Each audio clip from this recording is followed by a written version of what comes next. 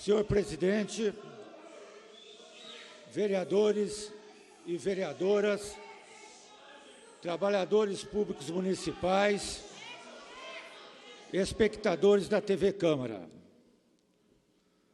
Antes de iniciar minha fala, só gostaria, a pedido do presidente da Câmara, de justificar o atraso do início dessa sessão, uma vez que esteve reunido conosco representantes dos dois sindicatos para trazer um requerimento do prefeito municipal referente à sua posição no que diz respeito ao nosso reajuste. Durante a minha fala, a gente vai estar falando sobre isso.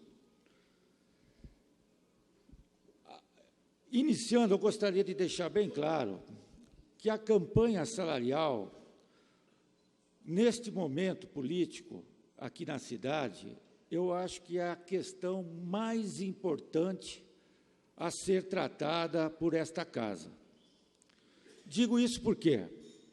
Porque na hora que você coloca a questão do salário do trabalhador público, automaticamente você vai perceber que isso está ligado com todas as secretarias, com todas as áreas da administração, com a qualidade da prestação de serviço público à população.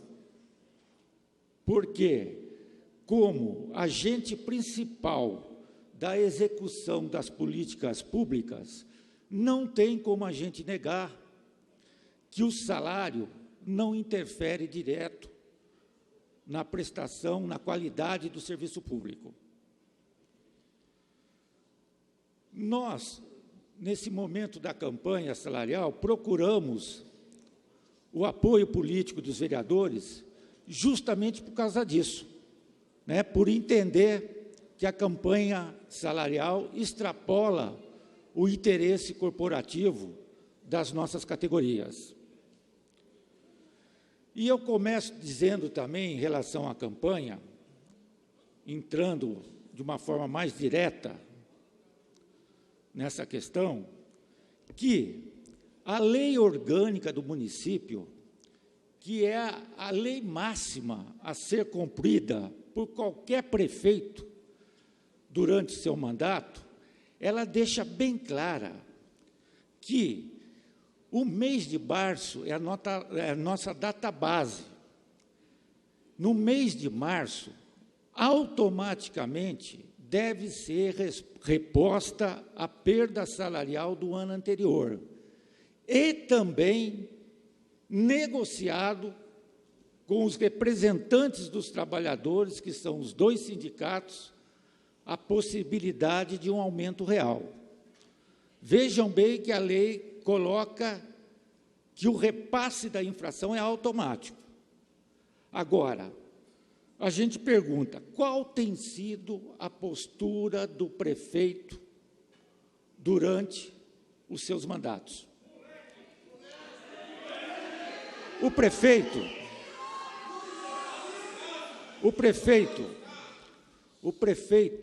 além de não repassar aquilo que deveria repassar, que é a perda da inflação, como eu acabei de dizer, sequer senta para negociar com os sindicatos um aumento real.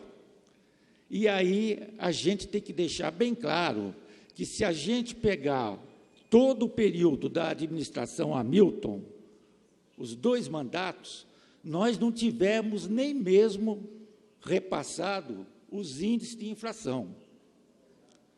E secretários de governo, presidentes de autarquias e fundações e fundação aqui de Jacareí, o próprio prefeito e o vice-prefeito, em passado recente, ainda na sua administração, o prefeito chegou a ter 33% de reajuste, os secretários 20%, e o pior,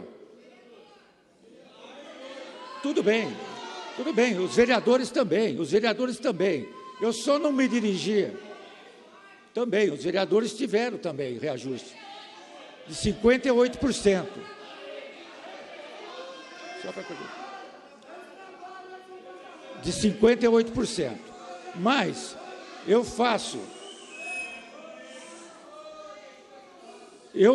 enfatizo a questão do executivo, porque a responsabilidade de cumprir a lei orgânica em relação à questão salarial é dele. Tá? É dele. Por isso que eu faço questão de enfatizar, antes do aumento dos vereadores, os aumentos que o prefeito, vice-prefeito e secretários tiveram.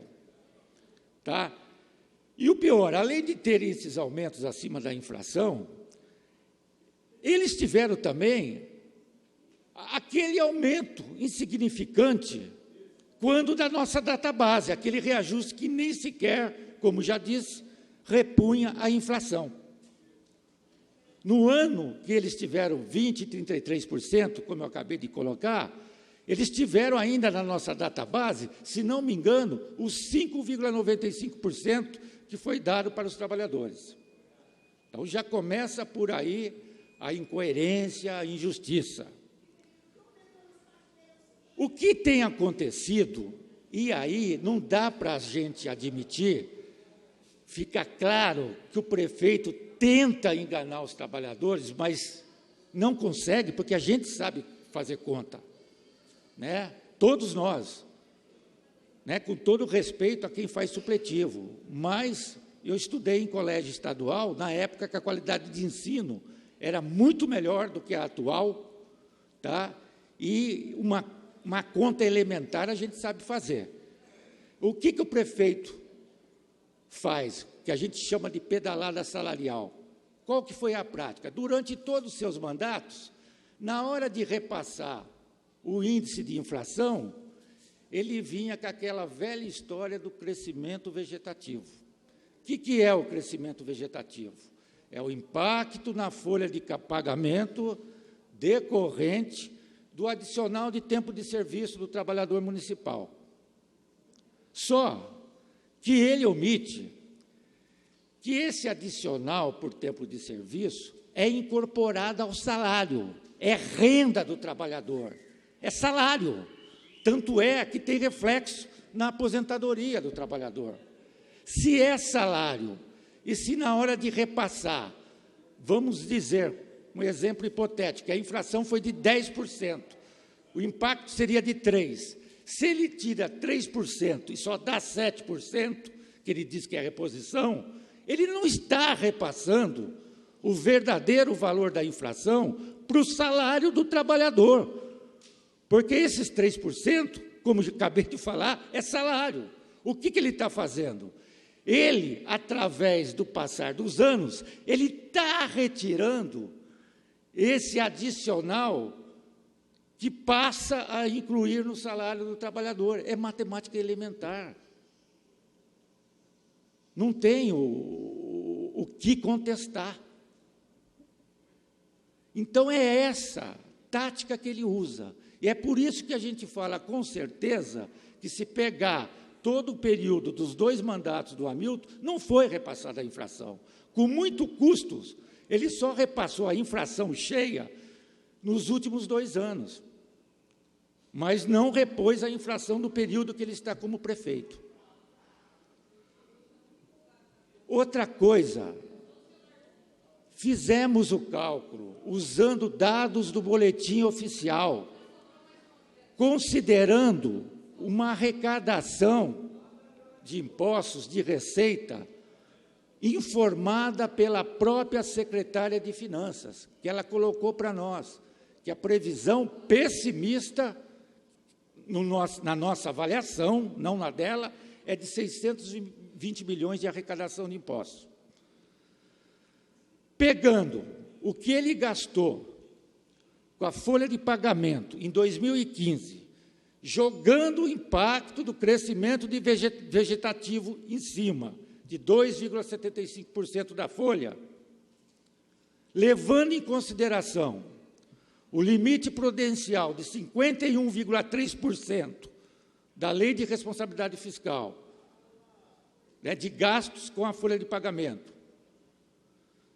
Limite prudencial, nem é nem o máximo, porque o máximo é 54%. de gasto com a folha de pagamento em relação ao que arrecada. Levando em consideração todos esses limites, a gente chega à conclusão que, respeitando tudo isso, o prefeito poderia dar 18% de reajuste. Ou seja, jogando 18% em cima do que ele gastou o ano passado, com a folha de pagamento, jogando os 2,75% do crescimento vegetativo, ele vai chegar num valor da folha de pagamento equivalente exatamente a 51,3% do que se pretende arrecadar de impostos, conforme informação da própria secretária de Finanças. Então, tem fôlego, tem fôlego, tem fôlego. Outra coisa importante, gente, outra coisa importante, ele protelou para mandar aquela comissão nomeada por ele, comissão de secretários, para se reunir conosco. Ele demorou por quê? Para que se entrasse no prazo previsto da lei eleitoral, no prazo máximo, para poder dar um aumento real de salário. Hoje, ele não pode dar aumento real de salário, porque já está dentro do prazo da lei eleitoral. A lei eleitoral não permite mais isso. Faltam menos de 6 meses para a eleição. Mas o índice de inflação ele pode dar, ele pode repassar. Então, nós, nessa altura, não estamos nem pedindo que ele dê os 18%, porque não teria cabimento, porque ele vai alegar que pode ser declarada uma improbidade administrativa por ele não estar cumprindo a lei eleitoral. Só que qual que é a postura dele? Ele não aceita repassar nem a inflação do último ano, que foi de 10,21%. Nós acabamos de receber do presidente da Câmara o ofício dele respondendo que é isso e acabou. Então, a conclusão que a gente chega é que nós não somos prioridades para o prefeito municipal. Ele não tem a consciência de que a prestação de serviço bem feita depende de uma condição de trabalho e de salário digna para quem carrega a administração nas costas, que são os trabalhadores municipais. Ele insiste nisso. Ele ignora que 5 mil famílias vão estar gastando menos no comércio, porque a situação hoje do trabalhador público é a pior possível. E não é só por causa do arroxo salarial. O prefeito já tirou o vale-refeição, prejudicando a população através da redução da jornada de trabalho de 8 para 6 horas. Tirou da mesa do trabalhador, gente. Tirou da mesa do trabalhador. A que ponto que chegou? O trabalhador usava esse vale-refeição, não é para almoçar fora todo dia. Ele traz a marmitinha dele e usava esse vale-refeição para reforçar a ração alimentar dele durante o mês, para fazer compra. Para fazer compra. Não bastasse isso, ele mexeu na insalubridade. 2.600.000 para uma empresa apresentar um laudo, a meu ver, fajuto, desculpe o palavreado, porque está cheio de incorreções, tanto é que se não houvessem as mesmas, ele não estaria chamando a empresa para tentar fazer uma revisão no trabalho apresentado, e tirou de uma vez sem avisar. Agora vocês vejam bem, você pega um trabalhador que não tem plano de carreira, que entrou recentemente na administração, que ganha R$ 886 reais, que tinha uma insalubridade de 200 e poucos reais. Me permite só estender, porque a questão coisa, mais alguns minutinhos já termino. Tira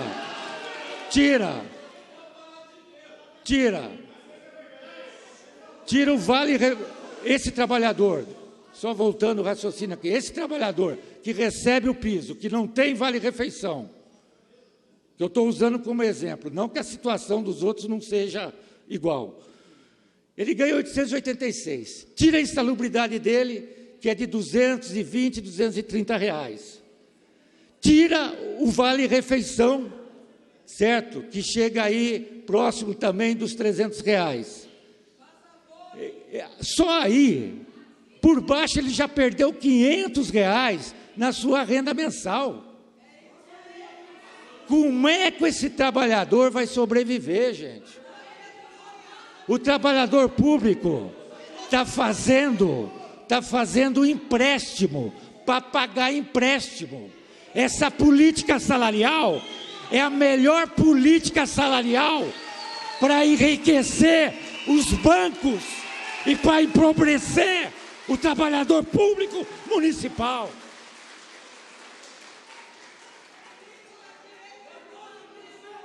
E aí, prefeito, eu sou obrigado a falar para o senhor, com todo respeito, isso não é coisa de cristão, isso é coisa de fariseu.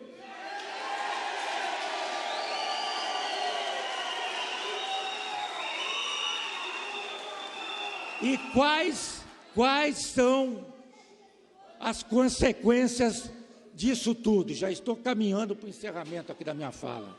As consequências, e aí entra o interesse da população. As consequências são, em primeiro lugar, o avanço da terceirização. Essa política que fortalece a relação promíscua entre o executivo e os prestadores de serviço, principalmente as grandes empreiteiras, como a gente está vendo aí, a nível de governo federal, a Lava Jato, que inclusive coloca como réu não só políticos do partido que governa, mas de vários partidos, inclusive da oposição. Outra coisa, com essa terceirização, o prejuízo da população está onde? Primeiro, é mais caro o serviço e a qualidade da prestação também é pior, porque a lógica da iniciativa privada é o lucro de capital, não é o lucro social. Não é à toa que nós, trabalhadores do SAI, vira e mexe, estamos indo lá refazer serviço mal feito das empreiteiras. É verdade ou não é? Outra consequência, o reflexo na saúde financeira do IPMJ. À medida que você terceiriza, que você arrocha salário, e o serviço público deixa de ser atraente como emprego, você deixa de melhorar a arrecadação e as contribuições para o Instituto. E o Instituto, para ter uma saúde financeira boa, ele tem que aplicar o sistema de capitalização dessas contribuições no mercado financeiro. Se o funcionário não para no serviço público, se a terceirização avança, está na cara que isso vai refletir nos próximos anos na saúde financeira do IPMJ. E isso pega a população, porque o fiador do IPMJ é o Tesouro Municipal. E se esse instituto tiver problema, o que vai acontecer? Vai aumentar mais imposto para a população. Não aceitamos a desculpa de crise para não dar reajuste. Porque aonde tem crise, não se gasta tanto com comissionados como está se gastando. Não se gasta, vou encerrar, não se gasta mais de R$2.000 por ano para alugar e reformar prédio público, ou melhor, prédio particular, enquanto nós temos prédios públicos abandonados e sendo depreciados. Não pode falar em crise sem reduzir o gasto com publicidade. Não pode falar em crise enquanto estiver nomeando, nada contra aposentado. Mas se não tem dinheiro, não tem que nomear aposentado para cargo comissionado. Nomeia funcionário de carreira, porque daí a prefeitura vai pagar só a diferença de salário, não vai ter que pagar uma aposentadoria e um outro salário.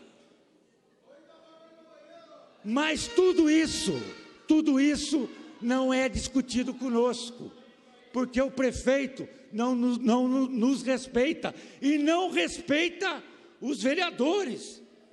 Por quê?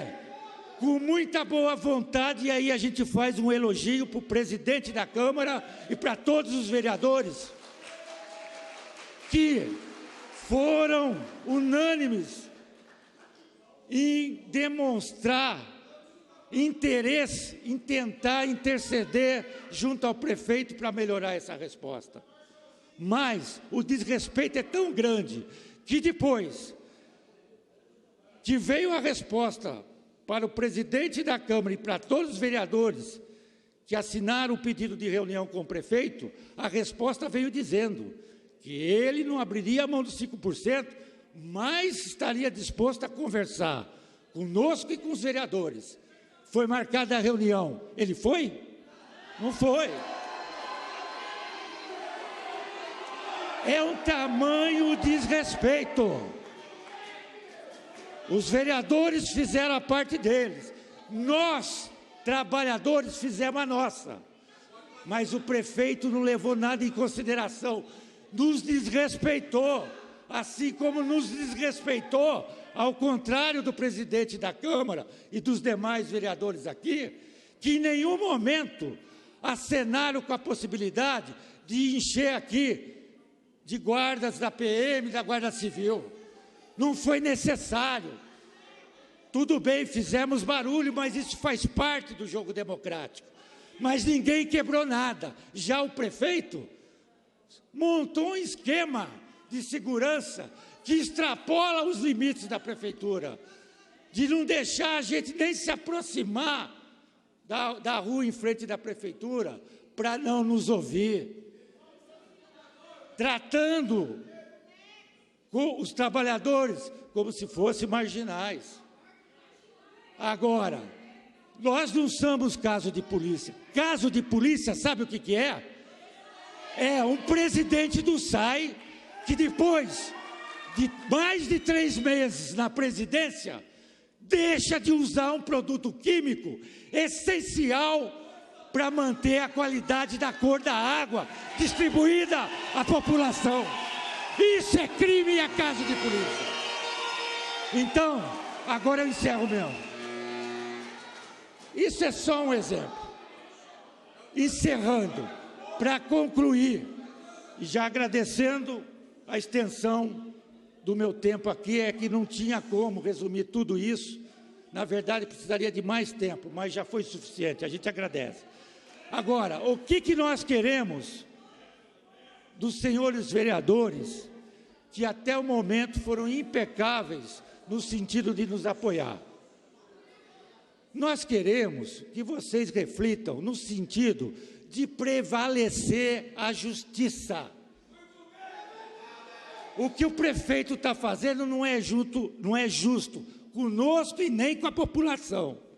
Nessa hora, tem que prevalecer a independência dos poderes, independente do partido político de cada vereador. Aqui é o legislativo. Então, o que a gente pede é para que não seja incluído na ordem do dia esse projeto hoje, que não seja votado nem hoje e também enquanto o prefeito não rever esse índice de reajuste. Embora ele tenha dado a resposta final, como que os vereadores poderiam fazer isso? Podem fazer sim, trancando a votação, a pauta de projetos de interesse do prefeito. Não vota mais nada aqui. Não vota mais nada aqui. E aí,